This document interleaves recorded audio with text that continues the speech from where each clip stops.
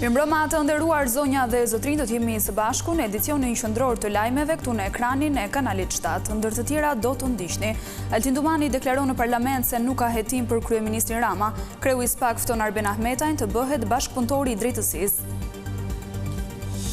Socialistët dhe demokratët bashkojnë votat në parlament. Miratohet ngritja e komisioneve të posaçme për reformën zgjedhore dhe atë territoriale. Fermerët do të kompensohen me 10% të VSH-s për produktet që dorëzojnë te grumbulluesit. Rikthimi i skemës së vjetër formalizon edhe tregun.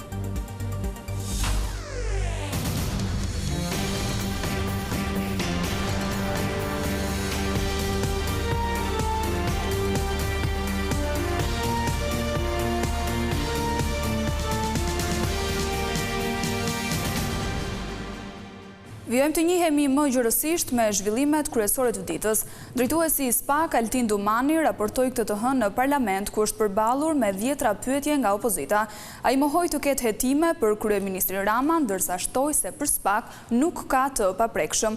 Dumani i ftoi ish-ministrin Arben Ahmetaj të bëhet bashkëpunëtori i drejtësisë dhe konfirmoi se hetimi për inceneratorin e Tiranës po vijon. Në prokurorinë e posaçme nuk ka asnjë hetim ndaj kryeministrit Edi Rama. Deklarata është bërë nga drejtuesi i SPAK Altin Dumani, i cili sqaroi dhe akuzat e opozitës gjatë raportimit vjetor në parlament. Sipas tij, prokurorët kryejnë hetime të thelluara, duke mos përjashtuar asnjë emër. Për SPAK nuk ka të paprekshëm, në çdo procedim penal të regjistruar hetohet fillimisht në drejtim të faktit penal dhe mëtej edhe në drejtim të autorëve të veprës penale. Në të gjithë këto raste që ju përmendni, prokurorët e çështjes kryejnë hetim të gjithanshëm dhe objektiv me qëllim grumbullimin e provave dhe ngritjen e akuzave. Siç edhe herë të tjera kam deklaruar publikisht, për prokurorët e posaçme nuk kanë rëndësi emrat, por vetëm provat. Sa i përket deklaratave të ish numri 2 të qeverisë Arben Ahmetaj, Dumani theksoi se SPAK e fton atë të bëhet bashkëpunëtori i drejtësisë. Deklarimet publike të tij vlerësohen rast pas rasti, për ne sot ai është një person në kërkim ndërkombëtar për veprën penale të korrupsionit pasiv, pasrimit të produkteve të veprës penale dhe vepra të tjera penale e lidhur me inceneratorët. Patjetër, në çdo moment që një subjekt vepre penale dëshiron të bëhet bashkëpunëtori i drejtësisë, do të bashkëpunohet me prokurorinë e posaçme, është mëse i mirëpritur. Ai shpjegoi gjithashtu se hetimet për inceneratorët vijojnë, por nëse do të merret në pyetjeve liaj, mbetet për t'u parë në të ardhmen. Pyetjen që nuk e ka marrë ende si panderur zotin Veliaj, dua të them se siç besoj edhe ju e dini, hetimet paraprake nuk kanë përfunduar lidhur me këtë procedim penal, por vazhdojnë akoma. Akuzave se Dumani ka kërkuar zgjatje të mandatit të prokurorëve për të qëndruar më gjatë në detyrë, kreu i SPAK i dha këtë përgjigje. I kam kërkuar disa herë parlamentit të shqyrtoj mundësinë e shikimit të mandatit të prokurorëve të posaçëm. Dhe në jo pak raste është aluduar se bëj këtë për interesin tim personal. Për këtë arsye, e ritheksoj edhe një herë se nëse politika e kushtëzon apo ka dhe mendime se zgjatja e mandatit lidhet me emrin tim, atëherë unë nuk rikandidoj. Drejtuesi i institucionit të prokurorisë së posaçme nënvizoi gjithashtu se vendimi për detyrim paraqitje ndaj kryedemokratit Sali Berisha varet nga gjykata dhe se institucioni që ai drejton nuk merr asnjë vendim për heqje mase sigurie.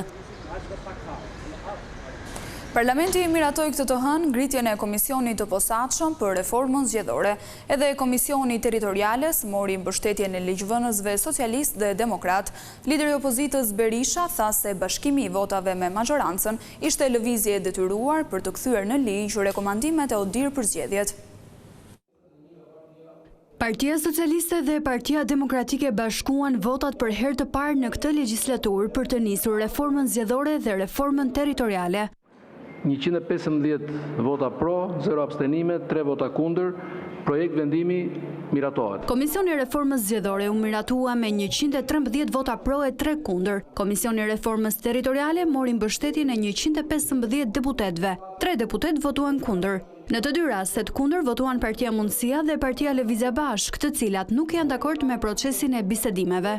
Kryetari i Partisë Demokratike Sali Berisha shpjegoi pse bashkoi votat me socialistët. ODIHR ka bërë një punë të jashtëzakonshme dhe në raportin e fundit damkosin në mënyrë përfundimtare si një farsë e shëmtuar zgjedhore zgjedhjet e 11 majit. Në këtë kontekst, ne ndjehemi detyruar ndaj tyre që rekomandimet e drejta ti kthejmë në ligj, ndonse deklarojmë se në mënyrë absolute me Edi Ramën shqiptarët nuk do votojnë kurrë si qytetarë të lirë. Bashkëkryetari socialist i Komisionit të Reformës Zgjedhore, Damian Gjiknuri, shpjegoi se cilat do të jenë prioritetet e kësaj reforme. Brenda pak ditësh ne do të japim dhe propozimet për antarësinë dhe komisioni do të fillojë me njëherë nga puna. Mendoj që fokusi i parë duhet të jetë ligji për financimet, meqense është dhe i kërkesë e Bashkimit Evropian, është pjesë e agjendës së integrimit dhe ka një nevojë për të adresuar. Të dyja komisionet kanë barazi antarësh mes mazhorancës dhe opozitës. Në Komisionin e Reformës Zgjedhore kanë antarë edhe Partia Mundësia dhe PSD e drejtuar nga Tom Doshi, ndërkohë që partitë e tjera parlamentare mund të marrin pjesë pa të drejtë vote. Në 5 bashkitë e vendit, ku do të votohet në 9 nëntor, janë zyrtarizuar tashmë kandidatët për kryetar bashkie. Të përzgjedhurit e Partisë Socialiste garojnë përballë të pavarurve që mbështeten nga forcat opozitare. Me përfundimin e afateve ligjore tashmë ka nisur zyrtarisht betejë për zgjedhjet e pjesshme të 9 nëntorit. Gara për këto lokale të 5 bashkive do të jetë me zëvendës kryetarësh, ish deputetësh e kandidatë të profileve të ndryshme, të cilët më herët nuk kanë qenë pjesë e politikës. Pas dorëheqjes së Armald Dredës, qytetarët e Bashkisë së Vlorës do të jenë mes dy zgjedhjeve. Brunilda Mersini këtë të hënë la mandatin e deputetes për të futur në garë e kandiduar nga Partia Socialiste.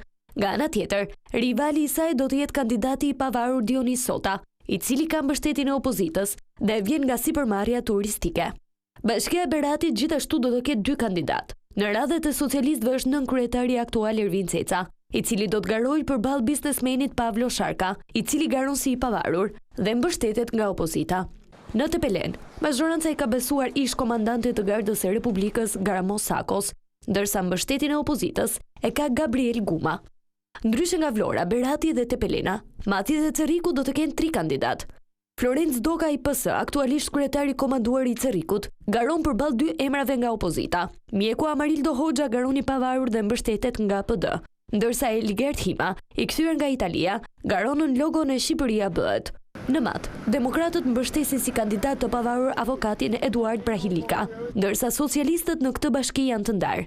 Kandidati zyrtar i tyre është Altin Bojni, i cili drejton aktualisht bashkinë, ndërsa Suzana Pasha, që drejton forumin e grua socialiste në Mat, kandidon si e pavarur. Kryeministri Edi Rama ndodhet në Arabinë Saudite për një vizitë zyrtare. Ai është pritur në Riyadh nga drejtues të lartë të mbretërisë. Kreu i qeverisë do të marrë pjesë në edicionin e 9 të iniciativës për investimet e të ardhmes, platformës globale që përcakton agjendën e investimeve në botë. Forumi i bën së bashku lider politik, investitor global dhe inovator në një dialog mbi të ardhmen e investimeve në botë, gjetjen e zgjidhjeve të reja dhe ndërtimin e urave të bashkëpunimit.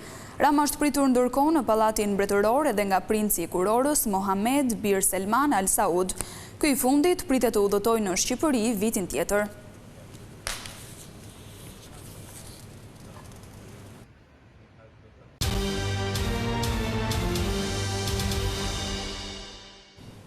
Tre persona janë plagosur me thik në një lokal në fshatin Golem të Lushnjës, rreth orës 22:30 të së dielës. Të plagosur janë Babe Bir, Bardhyl dhe Klajdi Tafa dhe Donald Marku. Sipas policisë, të tre ishin duke pirë në një tavolinë pasi 2 djemt ishin shok. Në fillim ata kanë nisur të debatojnë me tone të larta e më pas konflikti degradoi në përleshje fizike deri në përdorimin e thikave. Sipas dëshmitarëve në vendngjarje, debati ka qenë banal dhe tre personat e plagosur ishin të dehur si pasojë e konsumit të alkoolit prej disa orësh. Tre të plagosurit janë në spitalin e Lushnjës jashtë rrezikut për jetën.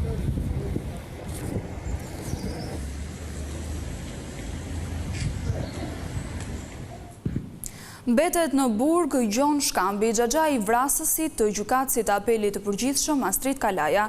Ai u rikthye në gjykatën ku nipi i tij qelloi për vdekje gjyqtarin teksa dha vendimin për çështjen e familjes Shkambi. Xhaxha akuzohet si bashkëpunëtor në krimin e rënd të kryer nga nipi i tij Elvis Shkambi.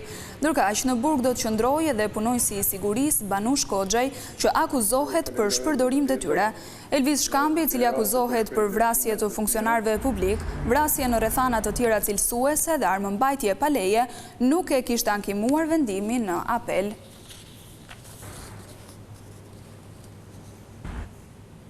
Zonat malore në veri dhe verilindje të vendit që u përfshin nga stuhia e një dite më parë janë përballur me problematika të shumta. Përveç përmbytjeve në Shkodër, shumë rrugë rurale në Dibër, Puke e Fusharës janë dëmtuar si pasojë e rrëshqitjes së gurëve.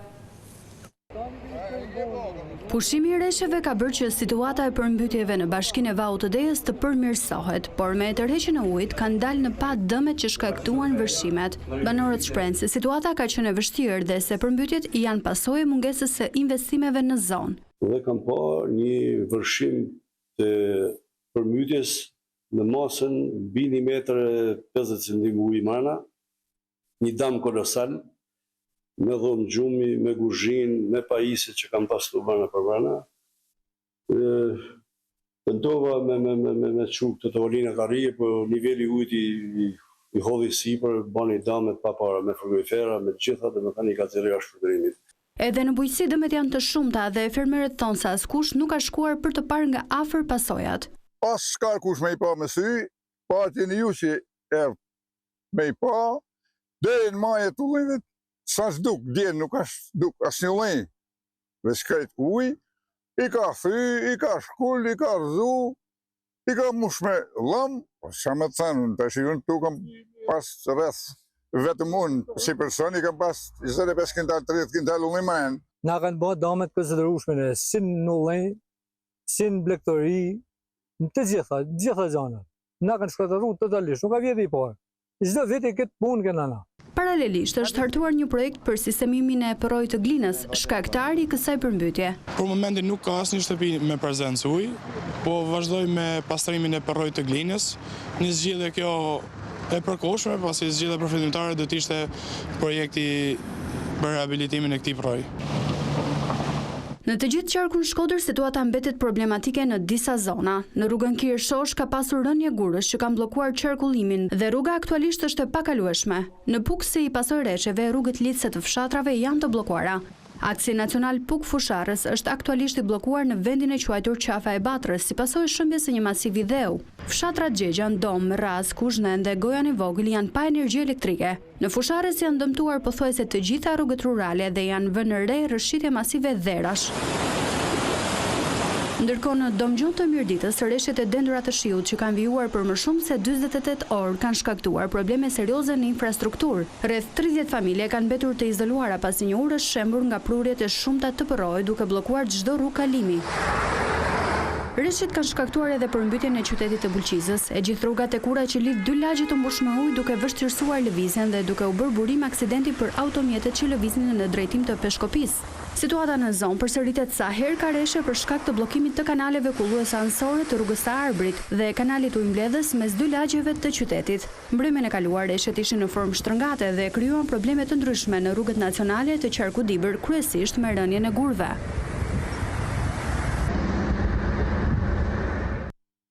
Fermerët do të kompensohen me 10% të VSH-s për produktet që dorëzojnë tek grumbulluesit. Ekspertët e konsiderojnë rikthimin e skemës së vjetër të mbështetjes si hap pozitiv, pasi sipas tyre formalizohen edhe prodhimet bujqësore.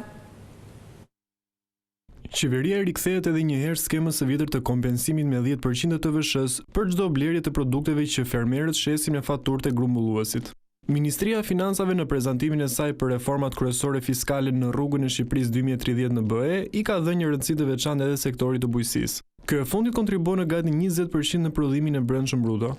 Për çdo produkt që dorëzojnë në magazinat grumbulluese, në fabrikat përpunuese, pra fermerët do arrin të marrin një 10% kompensim që quhet taksa e shesh, pra është harmonizuar me ligjet e Bashkimit Evropian.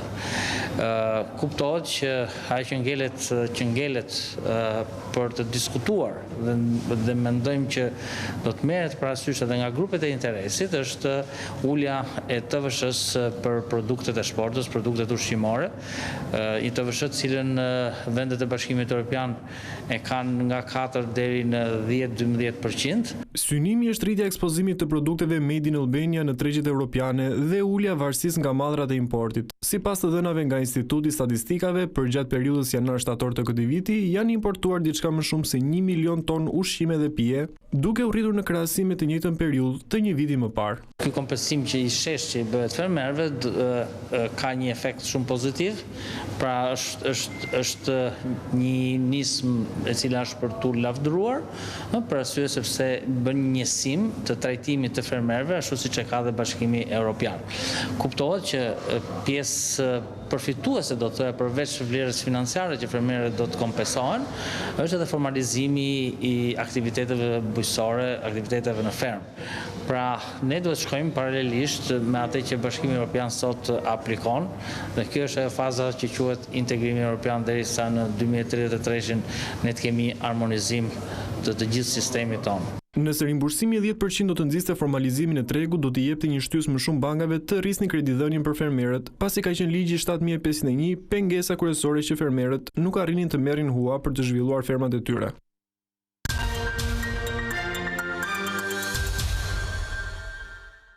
Të tjerë konkurrent do të synojnë të bëjnë sot për vete antarët e jurisë të spektaklit Albania's Got Talent, edhe në mbrëmjen e dytë të këtij formati priten surpriza.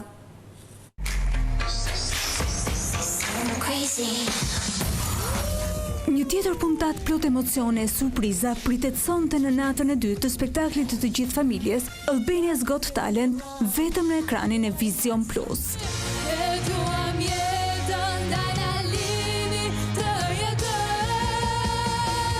Pas suksesit të natës së parë, ky program premton të tjera befasi si dhe zbulime talentesh të pa ekspozuara më parë në ekranet shqiptare.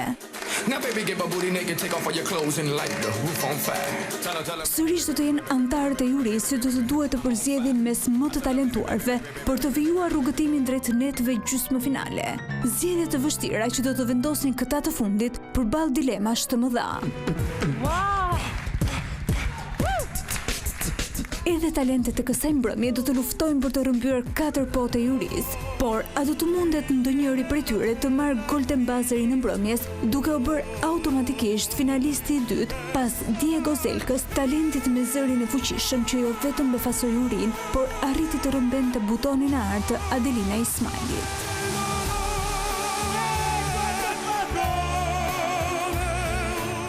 Spektakli i rekordeve televizive në të gjithë botën vijon të thyej rekorde edhe në Shqipëri. Artin Sami, Deon Gjoka, Eliza Thartoi, Wendy e të tjerë kanë rrëmbyer vëmendjen e audiencës edhe në rrjetet sociale përgjatë kësaj jave. Ky produksion i Vision Plus në moderimin e Isli Islamit premton një tjetër të hënë magjike. Ndaj për të mos humbur talentet e radhës, por edhe shumë surpriza, Albania's Got Talent ju lë takim sonte në mbrëmje në orën 21.